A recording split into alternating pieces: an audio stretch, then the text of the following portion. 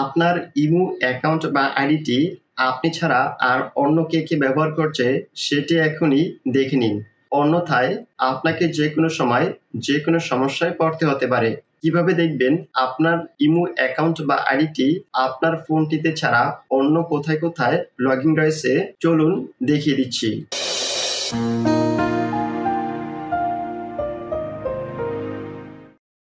Imo apps বা অ্যাপ্লিকেশনটি open করবেন। এখন ইমোর অ্যাকাউন্ট প্রোফাইল আইকনটিতে ট্যাপ করবেন। দেন সেটিংস অ্যান্ড প্রাইভেসিতে ট্যাপ করবেন। এখন সিকিউরিটি এর আন্ডারে ম্যানেজ ডিভাইসেসে ট্যাপ করবেন। এখানে সর্বপ্রথম যে ডিভাইসটি দেখতে পাবেন, এই ডিভাইসটি ছাড়া অন্য যে ডিভাইসগুলো দেখতে পাবেন, এই ডিভাইসগুলোতে আপনার ইমো অ্যাকাউন্টটি লগইন রয়েছে এবং তারা আপনার ইমো অ্যাকাউন্টটি ব্যবহার করছে।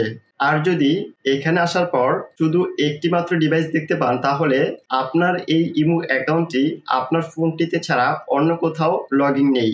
এখন এখানে সর্বপ্রথম যে ডিভাইসটি দেখতে পাবেন, এই ডিভাইসটি ছাড়া অন্য যে ডিভাইসগুলো দেখতে পাবেন, এই ডিভাইসগুলো থেকে অবশ্যই আপনার ইমো অ্যাকাউন্টটি লগ আউট করে দিবেন।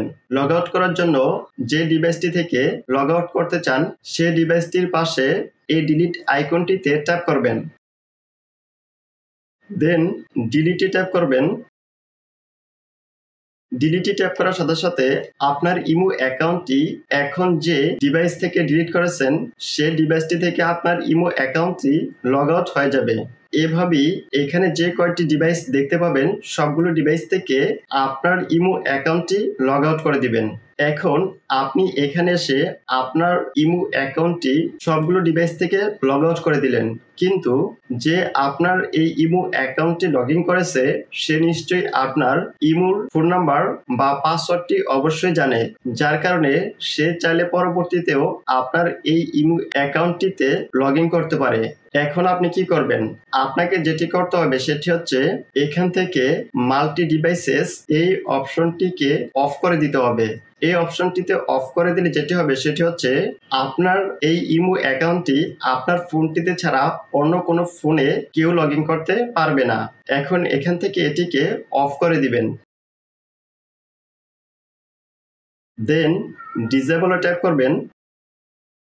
এখন এখান থেকে ব্যাকে চলে যাবেন। দেন লগইন প্রোটেকশনে ট্যাপ করবেন। এখন বেসিক প্রোটেকশন এটিকে অন করে দিবেন। ওকেতে ট্যাপ করবেন। ভিডিওটি যদি ভালো লেগে থাকে, ভিডিওতে একটি লাইক দিবেন, কমেন্ট করে জানাবেন এবং চ্যানেলটি সাবস্ক্রাইব করবেন।